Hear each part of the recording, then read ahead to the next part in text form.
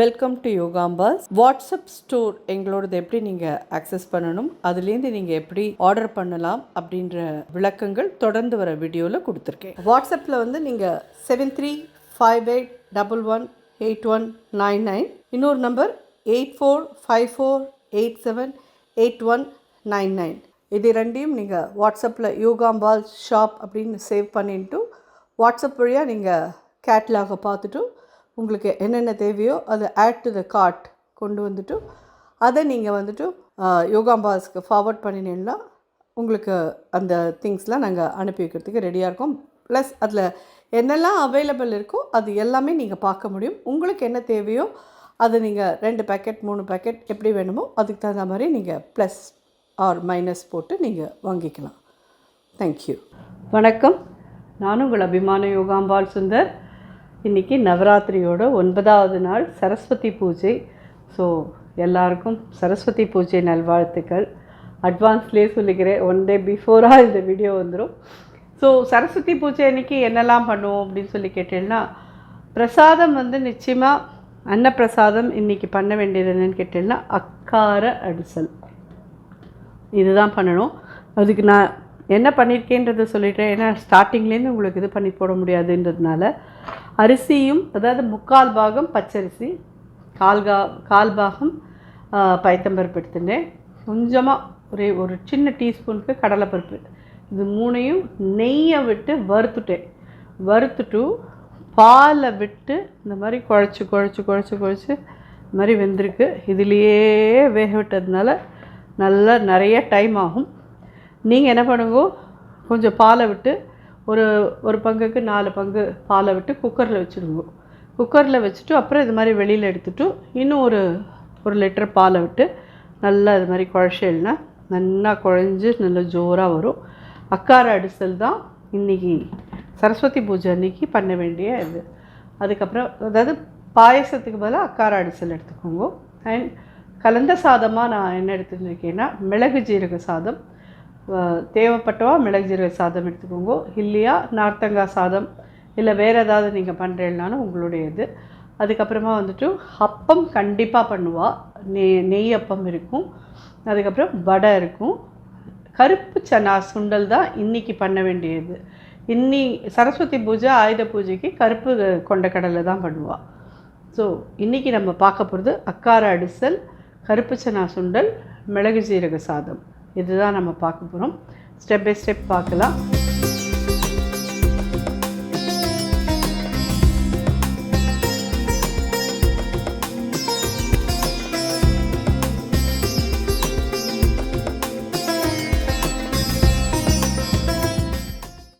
இன்னையோட முடிஞ்சாச்சு எல்லோரும். ஆனால் சரஸ்வதியை வந்து ஆவாகனம் பண்ணுறது வந்து மூலா நட்சத்திரத்தன்னைக்கே ஆவாகனம் பண்ணுறதுன்றது ரொம்ப விசேஷம்.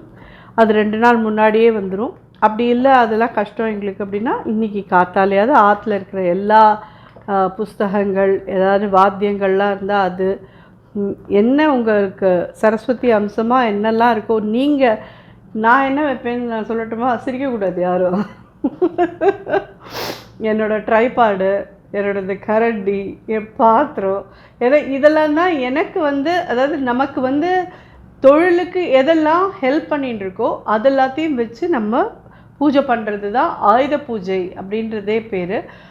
ஆக்சுவலி ஆயுத பூஜைன்ற வந்தது என்னன்னு கேட்டேன்னா, பஞ்சபாண்டவாள்லாம் அந்த அக்ஞாதவாசம் இருந்துட்டு அந்த இதுலேருந்து அந்த மரப்பொந்துலேருந்து அவளோட இது எடுக்கிறா இல்லையா, அந்த 1 இயர் காட்டில் 13 வருஷம் இருந்துருவா. அதுக்கப்புறம் 1 வருஷம் அவள் அக்ஞாதவாசம் இருப்பாள். அந்த 1 வருஷம் கழிச்சு அந்த மரபொந்துலேருந்து அந்த ஆயுதத்தெல்லாம் எடுத்த கையோடு அவள் பூஜை போடுறாள். ஸோ அதனால தான் இதுக்கு பேர் ஆயுத பூஜை அப்படின்னு வந்தது.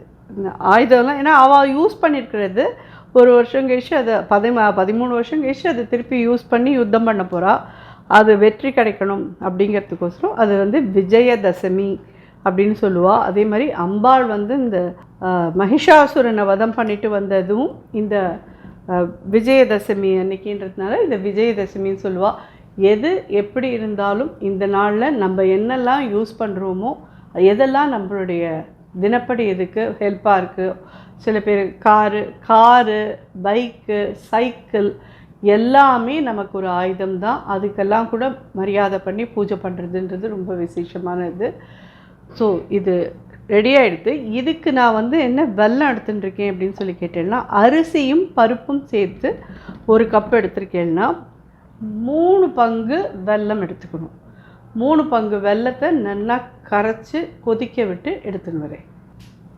ஸோ இந்த வெல்லம் கரைக்கிறதுக்கு தண்ணி விட்டுக்கலாம். அரிசி எடுத்ததுலேருந்து 3 பங்கு வெல்லம் எடுத்துட்டுருக்கேன். ஸோ வெல்லம் நல்லா கொதிச்சு கரையட்டும். அதுக்குள்ளே நம்ம கதையை பார்க்கலாம். 9வது நாளான இன்றைக்கி நம்ம பார்க்க போகிற அம்பாளோட இது என்னன்னு கேட்டீங்கன்னா, காமாக்கியா குஹேஸ்வரி அப்படின்னு சொல்லுவாள். அந்த அம்பாளுக்கு வந்து ரொம்ப மராட்டிகள் எல்லாருக்கும் ரொம்ப விசேஷமான ஒரு அம்பாள். அவள் நிஜமாலுமே சொல்லணும்னா அது என்ன, அந்த இடத்துல என்ன விழுந்ததுன்னு சொல்லி கேட்டேன்னா, அம்பாளோட பெண் பிறப்புறுப்பு விழுந்த இடம் இது. ரொம்ப அதாவது நிறைய பேருக்கு கர்ப்பப்பையில் பிரச்சனை, சில பேருக்கு வேறு என்னெல்லாமோ பிரச்சனைலாம் இருக்கும். குழந்தை பிறக்காத இருக்கிறதுலேருந்து ஆரம்பித்து எல்லாத்துக்குமே இங்கே வந்து ரொம்ப பெரிய நிவாரணம் கிடைக்கக்கூடிய இடம் இந்த காமாக்கியா தேவி கிட்டக்க. அவளுக்கு பேர் அவள் ஒரு குகைக்குள்ளே தான் இருப்போம். குஹேஸ்வரின்னு பேர். ரொம்ப விசேஷமான ஒரு அம்பாள். பிரம்மபுத்திரா ரிவருக்கு நடுப்புற அவளோட கோவில் இருக்கும். அந்த குகைக்குள்ளே என்ன மாதிரி இருக்கிறவா இறங்கினோன்னா எய்த்தாப்பில் யாரும் ஏறி வர முடியாது. நான் ஏறி வந்தேன்னா யாரும் இறங்க முடியாது. அந்தளவுக்கு அவ்வளோ சின்னதாக தான் இருக்கும். அந்த இதில் வந்து அவ்வளோ பேர் இடுக்கி பிடிக்கிட்டு போவா எல்லோரும் உள்ளே போய் பார்க்குறதுக்கு. அங்கே உள்ள லைட் இருக்குமா அப்படின்னு சொல்லி கேட்டேன்னா லைட்டும் இருக்காது. ஒரு அகல் விளக்கு அங்கங்கே ஏற்றி வச்சுருப்பா. அந்த விளக்கு வெளிச்சத்தில் தான் நீங்கள் அம்பாளை பார்க்க முடியும். அந்த யோனிகுண்டம் இருக்கிற இடத்துல வந்து நம்ம குங்குமம் கொண்டு போயிருந்தோன்னா குங்குமத்தை போட சொல்லி நம்மளை தொட்டு சுவாமி இது பண்ணி சொல்லுவாள். ரொம்ப ரொம்ப ரொம்ப விசேஷம், ரொம்ப நல்லாயிருக்கும். அதே மாதிரி அங்கே நடு இதில் வந்து உமானந்த் டெம்பிள் அப்படின்னு சொல்லியிருக்கு. உமானந்த் அப்படின்னு பேர் அவர் சுவாமி பேர் அங்கே இருக்கார். அது வந்து நடு பிரம்மபுத்திரா ரிவரில் மலை மேலே ஏறி இறங்கி பார்த்தேன்னா அவரை போய் பார்த்துட்டு வரலாம். இதில் வந்து என்ன விசேஷமான ஒரு இதுன்னா, நான் முன்னாடியே சொல்லியிருக்கேன் உங்களுக்கு, அவளுக்கெல்லாம் வந்து ஒரு பிரஷ்னம் பார்க்குற மாதிரி ஒரு இது தெரியும். அதில் வந்து ஒரு வருஷத்தில் 3 நாளைக்கு அம்பாளுக்கு வந்து ஆற்றுல இல்லாத போகிற நாள் அப்படின்னு சொல்லி அவளுக்கு தெரிய வரும். அந்த 3 நாளைக்கு கோவில் கதவை சாத்திடுவாள். ஒரு நல்ல ஒரு வெள்ளை கலர் வஸ்திரத்தை அந்த இது மேலே சாத்திட்டு வந்துடுவாள். 3 நாள் கழித்து அதை கதவை திறந்து நல்ல எல்லா இதுவும் சுத்தி பண்ணி எல்லா பூஜைகளும் பண்ணிவிட்டு அந்த துணியை எடுத்து பார்க்குறதே சிகப்பு கலரில் இருக்கும். அது அப்படியே ஜவ்வாது வாசனையோடு அப்படி இருக்குமா. அது நான் சொல்லி கேள்விப்பட்டது தானே ஒழிய நான் அது கண்ணால் பார்த்ததில்லை. ஆனால் அந்த துணி வந்து அவ்வளோ ஐஸ்வர்யம் கொடுக்கக்கூடியது அப்படின்னு சொல்லிட்டு அதுக்கு வந்து பல பேர் பிட் பண்ணி அந்த இந்த துணியை வாங்கிட்டு போய் அவாத்து பூஜையில் வச்சுப்பா அப்படின்னு சொல்லிலாம் கேள்விப்பட்டிருக்கேன். ரொம்ப விசேஷமான அம்பாள். ஏன்னா நிறைய பேருக்கு இந்த நாளில் இருக்கிறதே, நிறைய பொம்மநாட்டி குழந்தைகளுக்கு அதுவும் இந்த நாளில் இருக்கிறதே இந்த பிரச்சனைகள்லாம் தான். பிசிஓடிங்கிறா அதுங்கிறா எத்தனையோ பிரச்சனைகள் இருக்குது. இது ஏன்னா எல்லா பொம்மநாட்டிகளுமே அம்பாள் ஸ்வரூபம். அம்பாள் தான் பார்த்து எல்லா பொம்மநாட்டிகளுடைய எல்லா நோய்களையும் தீர்த்து எல்லாரையும் ஆரோக்கியமாக வைக்கிறதுக்கு அனுகிரகம் பண்ணணும். அவகிட்ட தான் நம்ம அதை பிரார்த்தனை பண்ணிக்கணும். ஸோ அது மட்டுமே இல்லை, அந்த கோவில் வந்து ரொம்ப விசேஷமாக இருக்கும். அங்கே நம்ம சைடில் பார்க்க முடியாததெல்லாம் அங்கே பார்க்கலாம். என்னென்னா நல்ல காலம் நம்ம ஊரில் வந்து அந்த இதெல்லாம் கிடையாது. ஆடை பலி கொடுக்கறது, கோழி இது பண்ணுறதுன்றதெல்லாம் அங்கே வந்து அதெல்லாம் இருந்துட்டுருக்கு. இன்னும் அவளோட நம்பிக்கை அது. நமக்கு பார்க்குறதே அது கஷ்டமாக இருக்கும். எதுக்கு ஒரு உயிரை போய் இது மாதிரி பண்ணுறா அப்படின்னு சொல்லிட்டு. பட் அவள் நம்பிக்கையில் அதை பண்ணிட்டுருக்கா. பட் ரொம்ப விசேஷமான அம்பாள். எல்லாருக்கோசரமும் எல்லா பெண் குழந்தைகளுக்கோசரமும் என்னுடைய பிரார்த்தனை எப்பயும் குஹேஸ்வரிகிட்ட காமாக்கியா அம்பாள்கிட்ட உண்டு. ஸோ அதை தவிர நம்ம இதோடு முடிச்சிட்டோமா அப்படின்னு கேட்டேன்னா இல்லவே இல்லை. ஜுவாலாமுகி அப்படின்னு ஒன்று இருக்குது. இந்த காமாக்கியாவே நான் எங்கே இருக்குதுன்னு உங்களுக்கு சொல்லலை, அசாமில் இருக்குது. ஸோ அதே மாதிரி இந்த ஜுவாலாமுகி அப்படிங்கிறது வந்து ஹிமாச்சல் பிரதேசத்தில் இருக்குது. அங்கே ஜுவாலாமுக்கிங்கிறது அம்பாள் வந்து ஜுவாலையாக தான் இருக்கா. அவளுக்கு வந்து உருவமே கிடையாது, அங்கே ஜுவாலையாக இருந்துட்டுருக்கா, நெருப்பு ஜுவாலையாக அங்கே இது பண்ணிட்டுருக்கா. இந்த இடத்துக்கு வந்து பஞ்சபாண்டவாள்லாம் கூட வந்து அவளை தரிசனம் பண்ணிட்டு போனதாக புராணங்கள்லாம் சொல்கிறது. அந்த ஹிமாச்சல் பிரதேசத்தில் ஜுவாலாமுக்கி அப்படின்றதுல இருந்துட்டுருக்கா. அதே மாதிரி டாக்கா, அங்கே வந்து டாக்கேஸ்வரி, இங்கே ஹிமாச்சல் பிரதேசத்தில் வந்து அவளுடைய நாக்கு விழுந்த இடம். அதே மாதிரி டாக்கா அப்படின்றது வந்து உங்களுக்கு நம்ம இந்தியாவே கிடையாது, இந்தியாவை தாண்டின நாடு. டாக்காவில் வந்துட்டு உங்களுக்கு அவளுடைய க்ரௌன் விழுந்த இடம். க்ரௌன்னா கிரீடம். ஸோ அங்கேயும் அவளுக்கு கோவில் இருக்குது. அதே மாதிரி பூரி ஜெகநாதர் கோவிலுக்குள்ளே அவளுக்கான கோவில் இருக்குது. அதுக்குள்ளேயே ஒரு சன்னதியே இருக்குது. அங்கேயும் ஒரு அம்பாள் இருக்கா. அது மாதிரி எக்கச்சக்கமாக இருந்துருக்கு. பட் இவர் சொல்லியிருக்கிற 18 இதில் வந்து இந்த ஆந்திர பிரதேசத்தில் இருக்கிற ஒரு அந்த எல்லம்மா, பிரம்மராம்பிகா வள்ளம் சொன்ன பற்றில ஆந்திர பிரதேசத்தில் ஒரு 4-5 சொல்லியிருக்கார். அதுக்கப்புறமா வந்து இந்த ஹிமாச்சல் பிரதேஷ் சொல்லியிருக்கார். அது மாதிரி தமிழ்நாட்டில் வந்து காஞ்சி காமாட்சியை சொல்லியிருக்கார், ஸ்ரீலங்கா சொல்லியிருக்கார். அந்த மாதிரி இதெல்லாம் சொல்லியிருக்காரு. வழி நிறைய இடத்துல எல்லாருக்கும் தெரிஞ்சு 101 சக்தி பீட்டம் அப்படின்பா. 101 நமக்கு கண்டுபிடிக்கலை. அதனால் வந்து நமக்கு கண்டுபிடிச்சிருக்கிற வரைக்கும் நமக்கு ஒரு 54 58 எல்லாருக்கும் இப்போ சுற்றிக்கு தெரிஞ்சிருக்கு. பாக்கி இல்லாமல் விரைவில் எல்லாருக்கும் தெரிய வரும். நமக்கு இந்த 18 இதில் நம்ம இன்றைக்கி வரைக்கும் பார்த்தது ஒரு 10-15 நம்ம பார்த்துருக்கோம்.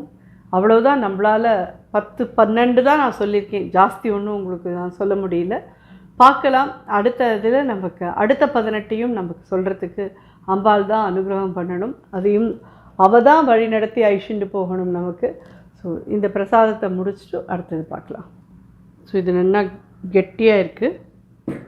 பார்த்தேன்னா இதுக்கு நல்லா 2 லிட்டர்ஸ் கிட்ட மில்க் தேவையாக இருந்தது. இதில்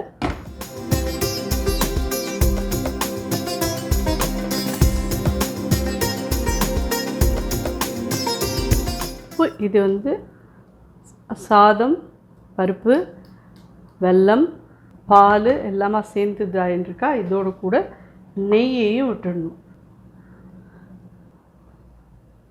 அதாவது நம்ம அரிசி எவ்வளோ எடுத்துட்டோமோ அதில் பாதி அளவுக்கு நெய் வேணும். இந்த அக்கார அடிசல்ன்றது பாயசம் மாதிரியும் இருக்காது, சக்கரை பொங்கல் மாதிரியும் இருக்காது. இது வந்து ஒரு செமி சாலிடாக இருக்கும். இது இந்த நெய்யோட வெல்லத்தோடு எல்லாம் சேர்ந்து கொதிக்கட்டும். அதே மாதிரி எல்லாருக்கும் இன்னொரு கேள்வி இருக்கும், மாமி இந்த இடத்துல பாலில் நல்ல கொதிக்கிற பாலில் கொதிக்கிற வெல்லத்தை விட்டுருக்கீங்களே, இது தெரியாதா அப்படின்னு. இது எப்படி தெரியாத இருக்குங்கிறது நான் சொல்கிறேன். சாதம் வந்து நல்லா வெந்து கெட்டியாகிடுறது, பால்லையே வெந்து அது கெட்டியாகிடுறது. பால் வந்து நீர்க்க இருக்கலை. நீங்கள் பார்த்தேன்னா எண்ட் ஆஃப் இதில் பார்த்தீங்கன்னா அது கெட்டியாக இருந்தது நான் வெல்லம் விடுறதே. அந்த மாதிரி பால்லையே வந்து அது கெட்டியாக ஆனதுக்கப்புறம் நீங்கள் வெல்லம் விட்டேன்னா அது தெரியாது, நல்லா ஒத்தா மாதிரி ஆகிடும். ஏலக்காய் பொடி ஒரு 1/2 டீஸ்பூன். பார்த்து ஜாக்கிரதையாக பண்ணுங்கோ. இது வந்து கொஞ்சம் தடக்க புளக்குன்னு தெளிக்க தான் தெளிக்கும். கொஞ்சம் கேர்ஃபுல்லாக பண்ணுங்கோ, தள்ளி நின்றுட்டு பண்ணிக்கோங்கோ. பார்த்தேன்னா இப்போது இது பாயசம் மாதிரி இருக்கு. பார்த்தீங்களா, இன்னும் கொஞ்சம் கொதிக்கணும். கொஞ்சம் கொதிச்சதுக்கப்புறமா இது கெட்டியாயிடும். அப்போ வந்து ஒரு இலையில் போடுற லெவலில் இருக்கும். ஜஸ்ட்டு ஒரு சின்ன கப்பு ரைஸ் குக்கர் கப்பால் 3/4 கப்பு அரிசி, 1/4 கப்பு பைத்தம்பருப்பு போட்டுனேன், ஒரே ஒரு ஸ்பூன் கடலைப்பருப்பு போட்டேன், அவ்வளோதான். அதுக்கே எவ்வளோ வந்திருக்கு பாருங்கோ. உங்களுக்கு பார்த்து நீங்கள் யூஸ் பண்ணிக்கோங்க. ஏன்னா இது பாலில் வேக வேக நல்ல இதாகும். இது தயாராக எடுத்து இது ஆறினா இன்னும் கெட்டியாகிடும். உங்களுக்கு ஃபைனலாக பாக்கியெல்லாம் பண்ணிவிட்டு எடுத்து காமிக்கிறது உங்களுக்கு காமிக்கிறேன். இதுக்கு முந்திரி பருப்பு மட்டும் தாளித்து கொட்டிடலாம். ஒரு ஸ்பூன் நெய் விட்டுக்கிறேன். முந்திரி பருப்பு வறுத்துட்டோம். இதில் கொஞ்சம் பச்சை கற்பூரம் போட்டோன்னா அக்கார அடிசல் தயார். ஒரு சின்ன பீஸ் எடுத்துக்கோங்க. இது இதில் போட்டுறேன். இனிஷியலி பார்க்குறதுக்கு பாயசம் பாயசம் கெட்டியாக இருந்தால் எப்படி இருக்குமோ அப்படி இருக்கும். நாழியாக இது இன்னும் கொஞ்சம் கெட்டியாகிடும். ஸோ சக்கரை அடிசல் தயார். ஸோ மிளகு ஜீரக சாத்துக்கு 2 ஸ்பூன் நெய் விட்டுருக்கேன். கடுகு 1/4 ஸ்பூன், உளுத்தம்பருப்பு 1 ஸ்பூன், முந்திரி பருப்பு ஒரு 8,